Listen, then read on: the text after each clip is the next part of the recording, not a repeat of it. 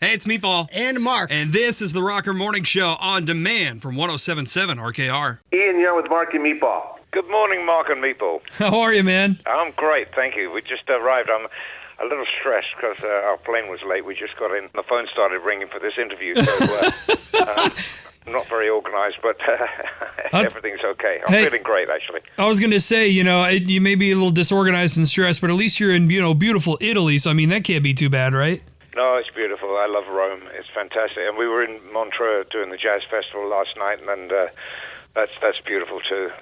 I love the festival season in Europe. It's quite beautiful. Man, oh my gosh, you're well experienced there. Lead singer for Deep Purple, Rock and Roll Hall of Fame inductee, and headlining a tour with Yes this year on the backs of a new record and 23rd studio album, Equals One. Welcome to the Rocker Morning Show, man. It's an honor to have you. Well, thank you. That's great. I'm looking forward to it very much. Man, the band is hot right now. We've got a new banjo player, and there's a lot of energy and excitement.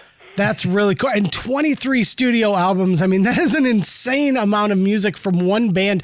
How do you come up with that much music for one band? Well, it's all quite organic, There's no pressure. There's no one says, "Oh, you're due to do an album" or anything like that. There's nothing from the suits. So we just feel, let's go. Let's start writing again. And normally at the end of a tour, and when a load of ideas have come up through, there's a lot of improvisation. Deep Purple is primarily an instrumental band, and so a lot of the ideas come from within the group. And then we sit down and have a week writing session. Then we have another week, and then we're pretty much there with the songs. So it's down to enthusiasm, I think, more than anything else. And if we're full of ideas, then we might as well get them down. I've heard comparisons before of Deep Purple being the jam band of the metal community, of the hard rock and metal community. Would you agree with that? Well, I don't know about metal because of the orchestral and the country and western and the comedy and everything else that we do. But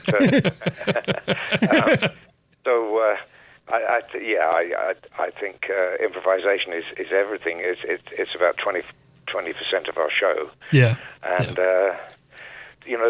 it's from that all the ideas come.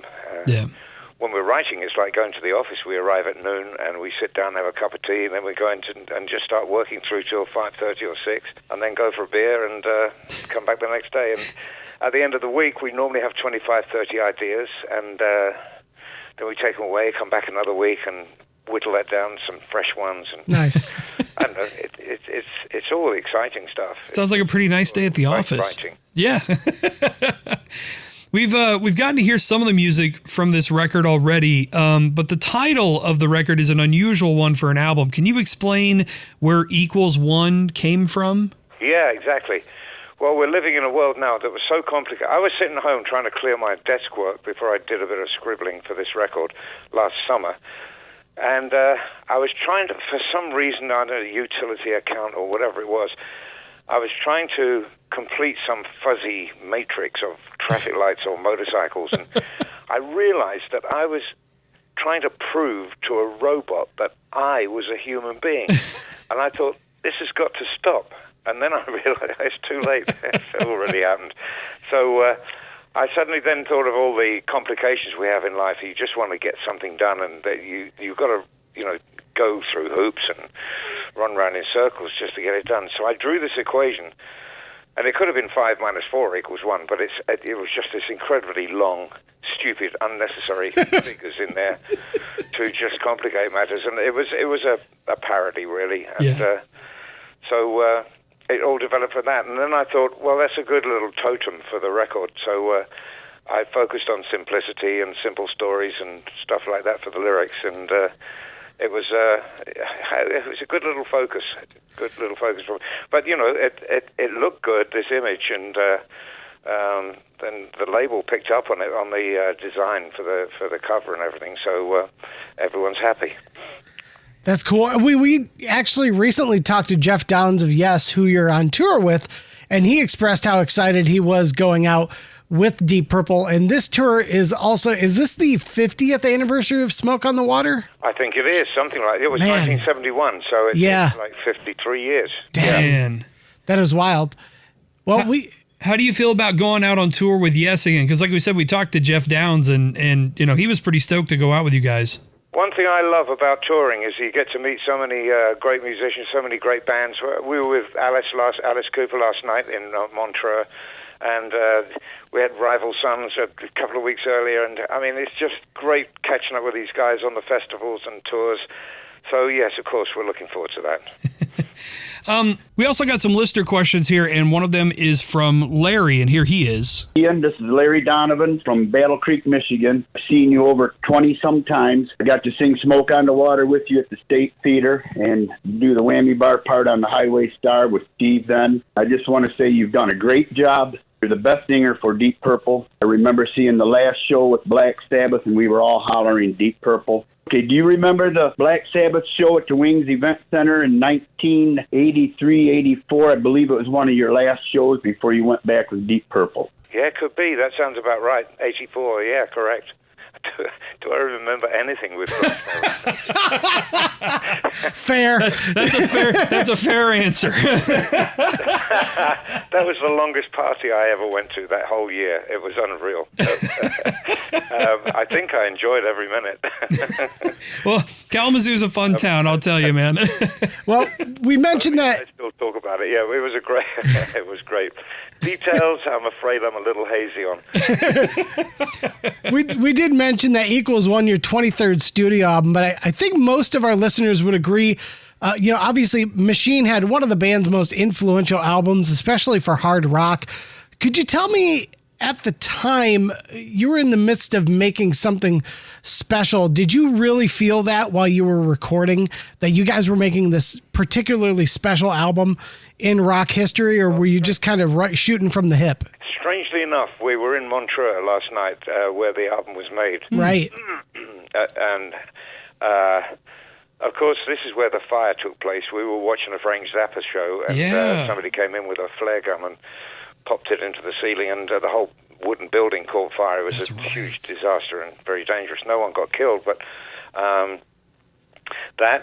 the lyrics of Smoke on the Water tells a story, the biographical story of the making of Machine. The whole album, which was made in over that period, just a couple of weeks, and so we had very little time to think about the future. In fact, we never do think about that. You're pretty focused on what you're doing at the time, and when things come together fairly quickly, that's normally a good sign. If you're working on really heavy production and stuff like that, then it means you're trying to polish something that probably isn't quite so beautiful. Right.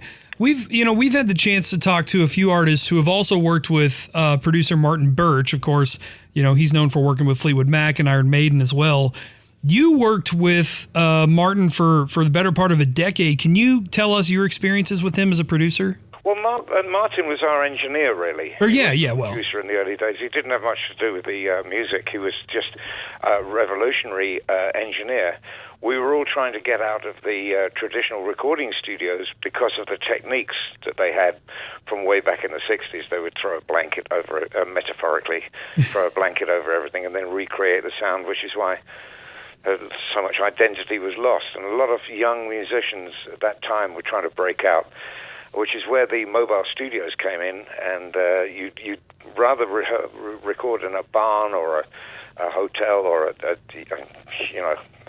on the beach than in a studio at that time. And Martin was up for that, and so he was a catalyst in that style of recording. A great thinker, a great engineer. Yeah. Do you remember any particularly strange or very, very cool places that you recorded with Martin in that fashion? Well, it was early days, and Montreux was the absolute classic one. Yeah. The Rolling Stones mobile truck out there, and we were into monasteries and old caves and I don't know. God knows what. We tried all sorts of things, but a lot of it was experimental, and then we'd get together and focus on an album. It was very much early days, and nobody really knew what they were doing, except we didn't want to do it the way it had always been done. It was just one of those sort of let's suck it and see kind of job. And you mentioned earlier how Deep Purple is very instrumental, and this might be a hot take. One of my favorite songs, particularly because of just the music itself, is amazing. Pictures of Home, which is on Machine Head, is also a name of a documentary focusing on the Armenia Grateful to Rock campaign. Can you explain what that was all about? Yeah, the Armenia Grateful to Rock campaign that you did. Right. Okay. Well, there were two of those. One was to raise money for immediate relief after the earthquake there, which was devastating. 25,000 people and 250,000 people homeless, and so that was just getting together all my mates, all my friends to make a record to help them out. But one of the devastating things at the time, I spoke to the mayor of Spitak, and he said, the music stopped. There's no music on the radio. There's no music in the church. Even the birds have stopped singing. Wow. And so we agreed when it was, and the music school was broken, just fractured and split to pieces, and there was snow and ice inside. And the kids were trying to play their instruments that were all broken. And Man. so 25 years later, we rebuilt that school, and it was a really amazing moment. And that was through contributions of Tony Iommi, and I made a record called Who Cares? And we raised a bit of money for that, and everyone threw in their contributions. Armenia was a special case. When you get face-to-face with something, I was doing a show in Yerevan for 3 nights with my own band, and I went out to see in Spitak and Gyumri the epicenter of the earthquakes, and what I saw that day was it was very deeply embedded in my head. And when I got back to the dressing room, the guy said, well, what was it like? Well, and I couldn't speak, and I just burst into tears because it was such an overwhelmingly emotional experience, and you suddenly realize how lucky we are with just being alive, let alone having food and stuff like that. Sure. Well, we're lucky that we're still in an era where Deep Purple is putting out new music. 23rd studio album Equals One out next Friday. The Equals One More Time tour with Yes, starting in August with a date August 22nd, and you have a date at Sterling Heights in the Michigan Lottery Amphitheater as well. Ian Gillan, it's always a pleasure to have you on the show. You're welcome back to chat with us anytime, man. Thank you, mate. I really enjoyed it. Cheers. Thank you.